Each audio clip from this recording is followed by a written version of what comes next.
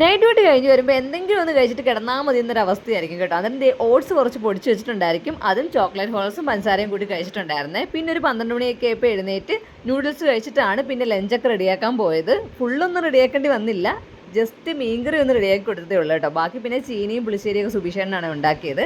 അങ്ങനത്തെ ഞാൻ പുളിശ്ശേരി ഒന്നും എടുത്തില്ല, ചീനിയും മീൻകറിയും കൂട്ടി മാത്രമാണ് കഴിച്ചത്. ഇവിടെ അങ്ങനെ ഫ്രഷ് മീൻ കിട്ടുന്നത് വല്ലപ്പോഴും കേട്ടോ, അങ്ങനെ കിട്ടുന്ന സമയത്ത് നമ്മൾ വാങ്ങിക്കാറുണ്ട്. തേടായിരുന്നേ കിട്ടിയത്. അങ്ങനെ ഈ തേടും ചീനിയും മീൻകറിയൊക്കെ ആയിട്ട് നല്ല സൂപ്പറായിരുന്നു.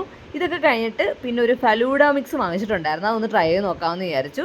ഇത് 1 ലിറ്റർ പാലിനകത്താണ് ഉണ്ടാക്കേണ്ടത്. അങ്ങനെ അതിനകത്തിലിട്ടിട്ട് ചൂടോടെ ഒരു 10-15 മിനിറ്റ് ഒന്ന് ഇളക്കൊണ്ടിരിക്കണം. എന്നിട്ട് തണുത്ത് കഴിയുമ്പോൾ ഫ്രിഡ്ജിൽ വെച്ചിട്ട് തണുപ്പോടെ കുടിച്ച് നോക്കിയാൽ നല്ല ടേസ്റ്റ് ആയിരിക്കും എന്നാണ് അതിനകത്ത് കൊടുത്തിരുന്നത്. പക്ഷേ ഇതിനകത്തിലൊരു സ്കൂപ്പ് ഐസ്ക്രീമും കൂടെ ഉണ്ടായിരുന്നെങ്കിൽ കുറച്ചും കൂടെ പൊളിച്ചേനേയും തോന്നിയിട്ടുണ്ടായിരുന്നു കേട്ടോ. പിന്നെ രാത്രി ഞാൻ പൊറോട്ട ഉണ്ടാക്കിയിട്ടുണ്ടായിരുന്നു കേട്ടോ. പൊറോട്ടയുടെ ഷോർട്സ് ഞാൻ നേരത്തെ ഇട്ടിട്ടുണ്ട്, കണ്ടില്ലാത്തവരാണെങ്കിൽ അതൊന്ന് കണ്ടു നോക്കിയാൽ മതിയേ.